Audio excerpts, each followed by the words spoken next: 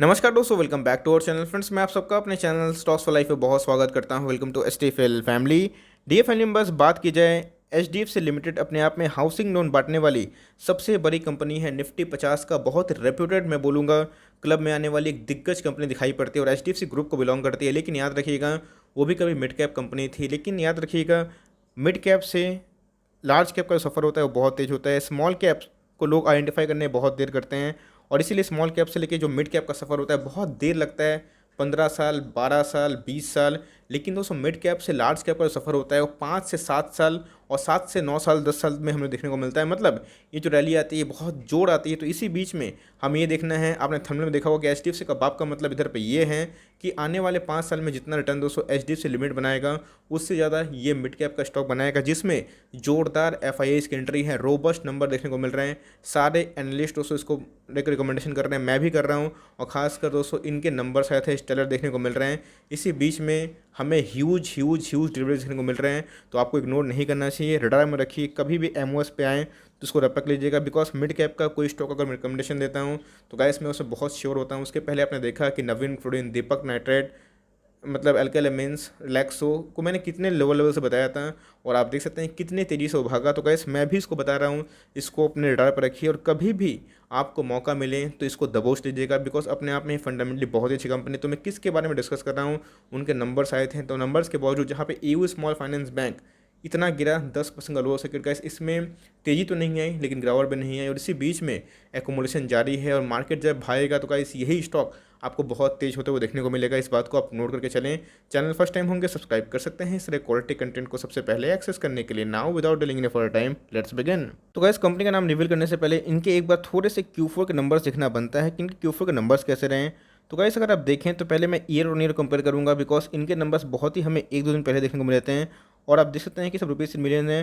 23,501 से रेवेन्यू कितना हो चुका है, 29,129 रुपीज़ इन करोड़। मतलब अगर आप देखें तो रेवेन्यू फ्रॉम ऑपरेशन में जंप है, ना कि टोटल इनकम में। इसका मतलब इनके ऑपरेशन से अच्छे खासे नंबर आए। अगर ऑल दो बात की जाए क्वार्टर ऑन क्वार्टर, तो वो हमें डिक्लाइन देखने को मिल रहे हैं। लेकिन इससे कंक्लूजन मत निकालिएगा, बिकॉज जैसे मैंने बताया कि ईयर ऑन ईयर तो हमें मैसिव जंप देखने को मिल रहे हैं। अगर आप देखें तो अगर year on year massive jump देखने को मिल रहा है तो उसी अकॉर्डिंग हमें इनके जो खर्चे हैं, एक्सपेंसेस है, उसमें जम देखने को मिल रहे हैं। और खासकर दोस्तों प्रॉफिट फॉर द पीरियड की बात की जाए तो बहुत ही तेज़ी से बढ़ता हुआ दिखाई पड़ रहा है। रफली अगर आप देखें तो 6,000 रुपीज़ इन मिलियंस दिखाई पड़ रहे हैं, जो भी कितना हो चुका है 8,761। मतलब इनके रेवेन्यू में दोस्तों अच्छे खासे जंप देखने को मिल रहे हैं। अगर आप देखें तो रेवेन्यू 40% के आसपास, मतलब उतना तो नहीं बढ़ा था जितने प्रॉफिट बढ़ रहे हैं, लेकिन अपने आप में दोस्तों प्रॉफिट 40% के ऊपर हमें बढ़ते हुए दिखाई पड़ रहे हैं, जो अपने आप में ही बहुत ही कमांडिंग है। अगर आप देखें क्वार्टर ऑन क्वार्टर तो भी प्रॉफिट बढ़ रहे हैं और ईयर ऑन ईयर की बात की जाए तो ही प्रॉफिट बढ़ रहा है। मतलब अपने आप में ही इन्होंने नंबर बहुत ही स्टेलर पोस्ट किए हैं। और गाइस मैं फिर से बता रहा हूँ कि इसके पहले जो क्वार्टर में हमें एफआईएस का डेटा जो अपडेट हुआ था, मैंने कवर भी किया था कि इसमें एफआईएस ने फिर से अपनी एंट्री बढ़ाई है। और आप देख सकते हैं कि इनके जो ईपीएस है 7.5 से 11 के लगभग हो चुके हैं। क्वार्टर ऑन क्वार्टर की बात की जाए तो 10 से कितना हो चुके हैं 11, जो अपने आप में दोस्तों बहुत ही फैंटास्टिक वाली बात होती है। वैसे इनके प्रॉफिट तो अच्छे खासे देखने को मिल रहे हैं, लेकिन जैसे मैं बताया कि एक हाउसिंग फाइनेंस में काम करती है, तो इसलिए गैस हमें एनपीए देखना ये बहुत ही इंपॉर्टेंट है। क्योंकि मैं आपको आधा लाइक पिक्चर दिखाना नहीं चाहता हूँ। यस, इनके दोस्तों एनपीए शॉर्ट अप हो चुके हैं 4.2%, जो पहले कितने थे, हमें कितना देखने को मिल रहे हैं 1.68% से। मतलब हमें एनपीए में 2 गुने से मतलब ऊपर उछाल देखने को मिल रहे हैं। और नेट एनपीए की बात की जाए तो 2.1% हो चुका है। और रफली देखें दोस्तों तो हमें ईयर ऑन ईयर 3 गुना जम देखने को मिल रहा है। लेकिन सारे बैंक और एनबीएफसी का यही हाल देखने को मिल रहा है, सबके एनपीए बढ़ रहे हैं, घट रहे हैं। और चूंकि एक मिड कैप कैटेगरी का है तो एनपीए का इशू है, इस बात को आप नोट कर ले। लेकिन क्वालिटी ऑफ द जो कंपनी है वो बिल्कुल भी ख़राब नहीं है। और इसी बीच में अगर इतने ख़राब होते हैं तो मार्केट में दोस्तों इसको बहुत ही नेगेटिव रिएक्ट कर देखने को मिलता है। लेकिन दोस्तों ये एयू स्मॉल फाइनेंस की तरह नहीं गिरा था और अभी भी दोस्तों बहुत ही स्टेबल दिखाई पड़ता है। और ऐसा क्यों मैं बताऊंगा। लेकिन दोस्तों मैं किसके बारे में डिस्कस कर रहा हूँ, मैं आवास फाइनेंशियल लिमिटेड के बारे में डिस्कस कर रहा हूँ। आप देख सकते हैं कि 2280 का स्टॉक है और इनके नंबर्स बहुत ही शानदार, मैं बोलूँगा धांसू देखने को मिल रहे हैं। एनपीए ऑल तो बढ़े हैं लेकिन कंपनी में कोई कमी नहीं है। कंडीशन ही ऐसी हो जा रही है कि जहाँ पे एनपीए की समस्या देखने को मिल रही है, बिकॉज इनके प्रोविजनिंग और जो कंटिजेंसीज हैं वो हमें हाई देखने को मिल रहे थे। तो भाई इसको मैं रिकमेंडेशन क्यों कर रहा हूँ दोस्तों, स्ट्रांगली रिकमेंडेशन कर रहा हूँ बिकॉज ये 2600 का बैंक मतलब देखने को मिल रहे हैं। आवास फाइनेंस की बात कीजिए तो अपने आप में ही एक अच्छा खासा नाम उम्र का देखने को मिलता है। 940 का स्टॉक देखने को मिलता है। उसके अकॉर्डिंग अगर आप देखें 17,000 करोड़ की मार्केट कैप है, 10 का फेस वैल्यू है। तो क्या पता कभी स्पीड भी दे के आपको रिवॉर्ड करते हैं। 20 का इंडस्ट्री पे दिखाई पड़ रहा है, उसके अगेंस्ट में 68 के लगभग, मतलब ये हाईली ओवर वैल्यूड है। लेकिन अगर मैं दोस्तों बताऊं ग्रोथ के मामले में, तो ये बहुत ही तेज़ी से ग्रो करने वाली कंपनी दिखाई देती है। मैं इसी के बारे में डिस्कस कर रहा था। आपको अच्छे से पता है कि डिक्सन की बात की जाए, इंडिया मार्ट की बात की जाए, जितने बड़ी कंपनी है उसमें जो तेज़ी आती है उसमें एफआईएस का बहुत बड़ा रोल होता है।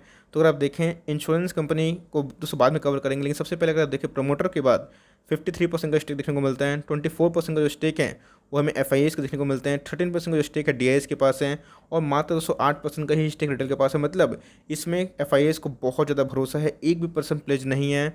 और अगर आप देखें तो पिछले कुछ समय से इंश्योरेंस कंपनी का कोई भी स्टेक नहीं था, इंटरेस्टेड नहीं थे, शून्य देखने को मिल रहा है।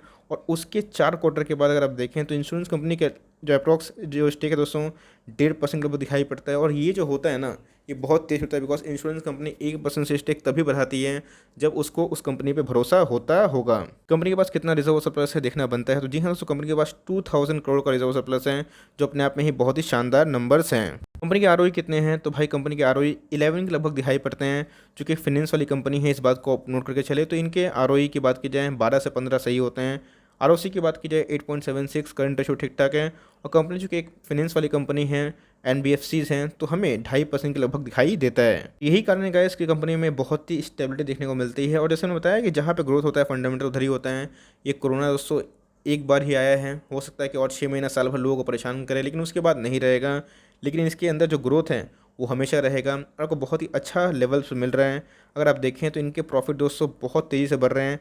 प्रॉफिट पिछले 4 सालों में 4 गुना से ज़्यादा बढ़ चुके हैं। तो आप समझ सकते हैं कितनी तेज़ी से ये अपने प्रॉफिट को बढ़ा रहे हैं। अगर आप देखें इनके रेवेन्यू भी उसी हिसाब से बढ़ रहे हैं। टिकट टेप में गाइस अगर एनालिस्ट की मानी जाए तो लोअर साइड की पॉसिबिलिटी क्या है, 1480, जो मुझे लगता नहीं कि इतना आएगा। हो सकता है कि 2000 के या फिर 2100 के आसपास आके एक रिवर्ट कर ले। हायर साइड की बात की जाए तो 30% कमाने का मौका मिल रहा है, और मीडियन पे भी रहते हैं। तो जी हाँ दोस्तों, ख़राब लेवल नहीं है। लेकिन आने वाले 2-3 सालों में ये गेम चेंजर, इतना महंगा स्टॉक हो जाएगा लोग खरीद नहीं पाएंगे, बिकॉज इनके फाइनेंशियल्स काफ़ी हेल्दी दिखाई पड़ते हैं। और कंपनी में बहुत ही अच्छी चीज़ है वो है ग्रोथ।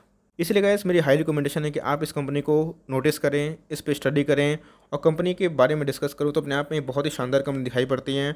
और जैसे मैंने बताया कि डिलीवरीज बहुत ही हाई देखने को मिल रही, चलिए दोस्तों उसको भी दिखा देते हैं। अगर आप देखें लास्ट ट्रेडिंग डे की बात की जाए तो भाई हमें 65% के लगभग डिलीवरीज दिखाई दे रही है, जो इसका मतलब ह्यूज एकोमोडेशन जा रही है गाइस। कोई लोग करें या फिर ना करें, लेने वाले ले रहे हैं। 1,21,000 जो शेयर्स है वो ट्रेड होते हुए देखने को मिल रहे हैं, और उसके अगेंस्ट में 79,000 की डिलीवरीज लिए हुए देखने को मिल रही है, जो अपने आप में 65% के आसपास होता है, जो बहुत ही शानदार मैं बोलूँगा देखने को मिलता है।